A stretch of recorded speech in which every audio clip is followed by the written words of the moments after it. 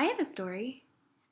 Um, it's one of my favorites, actually, because it's one of my only celebrity sightings, which, as we all know, is very, very exciting, right?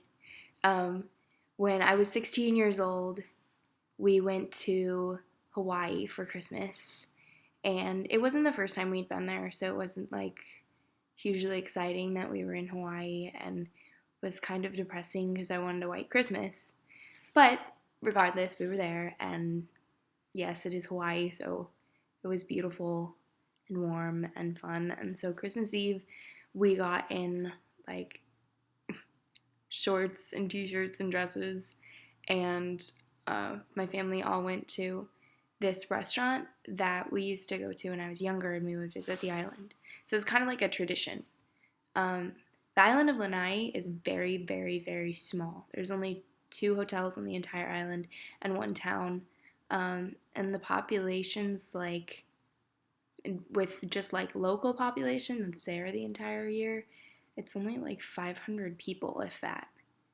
So it's a very, very, very small island, and not a lot of places to go. So we were there, and we went to this restaurant. I think it's called the Hotel Lanai, is the restaurant's name. But anyway, that doesn't really matter. So we were sitting in the restaurant, and we were gonna be sat outside, but my dad doesn't like sitting outside, so he made the staff sit us inside, which was embarrassing at the time, but oh well.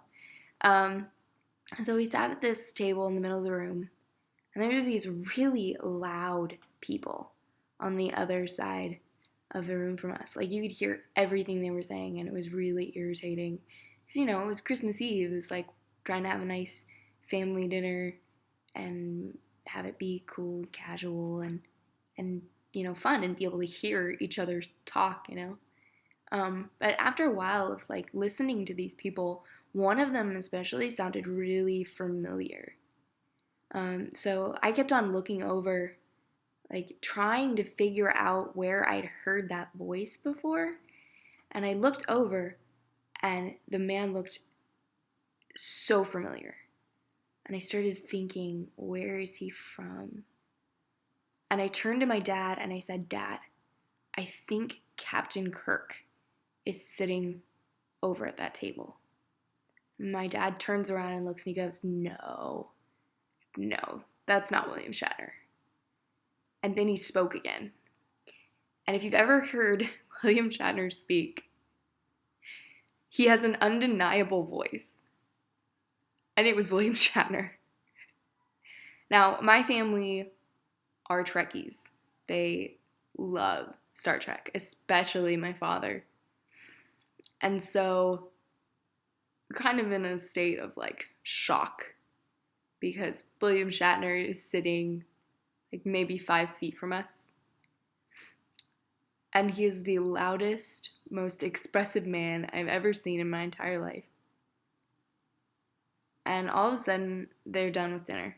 And they get up, and they go and they walk over, and they're literally right behind us. William Shatner is so close to me that I could just move my hand a little bit, and I would be touching him. And we thought about saying something. We really did. But he was with his entire family. And just like us, I'm sure he wanted to have an evening free from everything. So we didn't say anything. We looked at him, we smiled. We knew who he was.